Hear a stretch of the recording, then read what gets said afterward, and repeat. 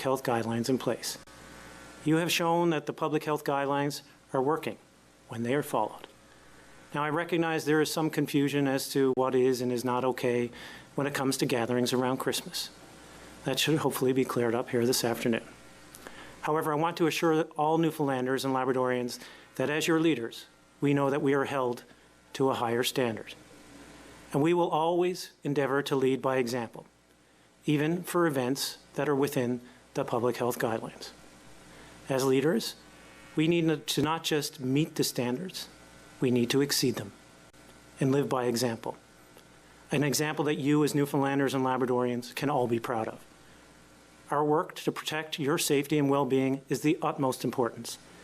And that's why we temporarily changed the Atlantic bubble as cases in Nova Scotia and New Brunswick began to rise.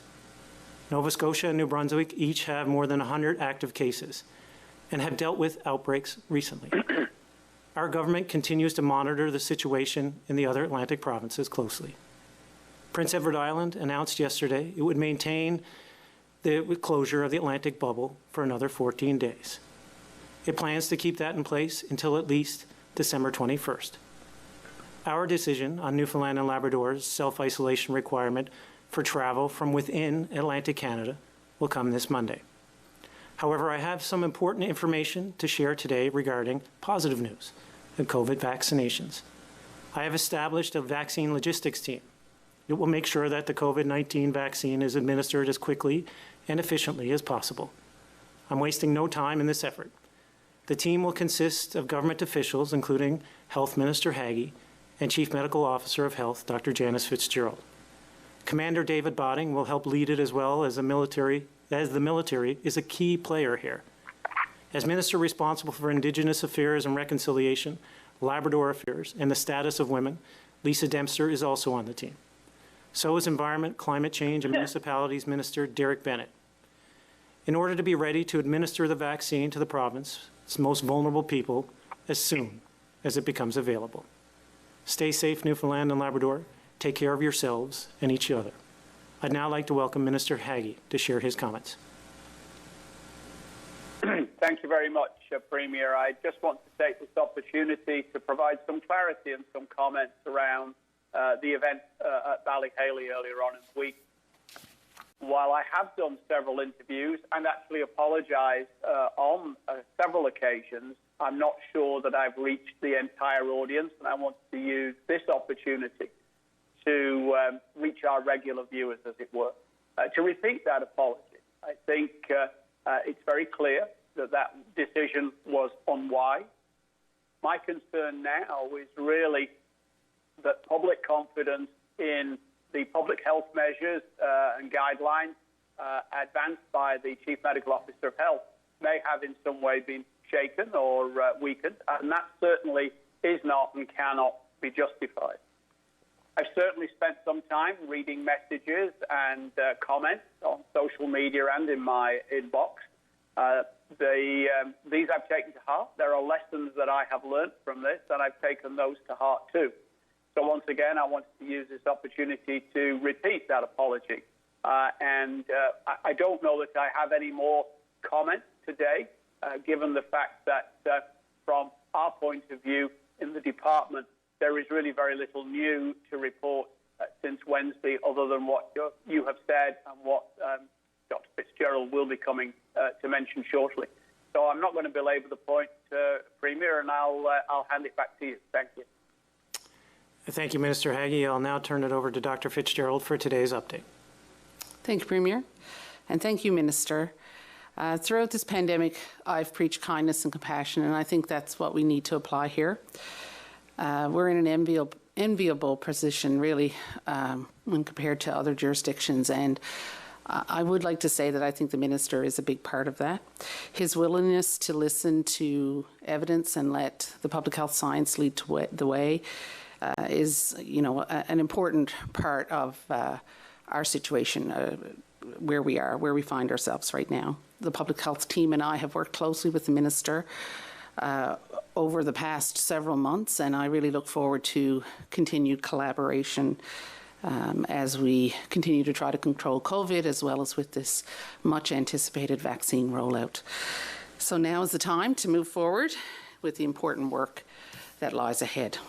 So moving forward with the advisory, since our media advisory yesterday, we have 3 new cases in our province, all in the Eastern Health region. First is a male between 40 and 49 who years of age and is travel related. The second is a male between 30 and 39 years of age, and the third is a female between 30 and 39 years of age. The exposure source for these 2 cases are under investigation at this time. There have been 5 recoveries since yesterday, so in total 312 people have now recovered, and leaving us with 27 active cases. The total number of cases in our province is 343, and in total we have tested 63,839 people. While we have had some periods of uncertainty in the last 2 weeks, we appear to have cleared the hurdles in the existing clusters, and they have not resulted in any new cases in recent days. This is really a testament to how well everyone is adhering to public health guidelines, and I thank you all for your perseverance. That being said, we won't be out of the woods until things start turning a corner outside our borders. Provinces and territories continue to struggle to control the spread of COVID-19, and we therefore remain at risk from imported cases. Our best defence is our stringent self-isolation requirements for returning travellers and your cooperation in following the public health guidance. We've begun making contact with rotational workers returning home. This allows workers and their families to ask any questions about what is permitted and what precautions they should take. It also provides them with information on the numerous supports available. We have engaged the Red Cross to assist where there are obstacles to safe self-isolation and the provision of essentials. While our requirements for rotational workers are designed to strike a balance to protect the health of the public and the well-being of these families, we know it can still be quite difficult for them. These families suffer from harsh judgment, social isolation, and anxiety at times as they wait and wonder if COVID has made its way into their lives. We want to ensure that families know that they are not alone in this and that help is available if they need it. As a physician, I've seen firsthand that it is not always easy for people to reach out, to take that first step to ask for help. But please know that help is there when you need it. There are many mental health and addictions programs and services available in our province for people of all ages and circumstance. Please visit bridgethegap.ca to access age-appropriate programs and services that are available locally, confidentially, and free. If you are feeling anxious and alone, you can also call the Provincial Warm Line at 1-855-753-2560, 7 days a week from 9 a.m. to midnight to speak with a trained peer support worker who is there and ready to listen. If you or someone you know are experiencing a mental health crisis, please call the Provincial Mental Health Crisis Line at 1-888-737-4668 to speak with a mental health clinician. This service is available 24/7 to anyone who needs it. As I've said many times, I know there is so much fear in the public about COVID, and some of it is justified.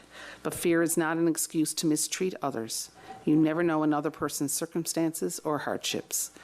Life needs to keep going. Travellers will continue to enter our province for essential reasons, and that won't change. The best guidance I can offer anyone is to focus on your own actions and do what you believe is right. We cannot control what others do. We can only control how we respond to it. So choose patience. Choose compassion. We are all navigating this together. We have begun administering the influenza vaccination in schools for children in grades 4 to 12, and these will continue throughout the month. Public health staff, physicians, and pharmacists have administered over 200,000 flu shots to date this year, and we're nearing 40% of the population vaccinated. All regions have surpassed their distribution compared to the same time period last year, which is very encouraging. As a province, our historical uptake on vaccinations is quite good, particularly for childhood vaccinations. Our key focus now is working with our federal counterparts to plan for distribution of a COVID vaccine in the new year. There are a wide array of logistics for us to determine, as this is anticipated to be the most complex and ambitious vaccine distribution ever delivered to Canada. We will provide updates as we learn more. As a recap, for those who may have just joined us, we have 3 new cases since yesterday's media advisory. The total number of cases in the province is 343. As we move into the second week of December, we have been fortunate to have some milder weather. So this is a great opportunity to get outside as a safer way to socialize. When indoors where socializing is more risky, please remember your layers of protection. Keep your close, consistent contacts to no more than 20. That's throughout the Christmas season. And if you feel unwell, stay home and don't allow visitors.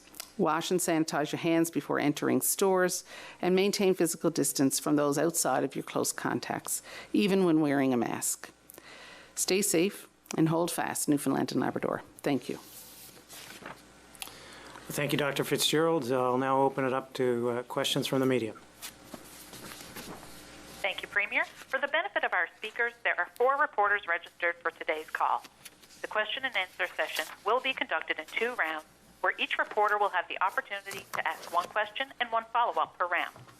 Following this, I will ask each reporter if they have any final questions. Our first questions are from Peter Cowan with CBC. Please go ahead. Thank you. Premier, you said you wanted to sort of clarify things around parties, although I think a lot of people in the public are confused.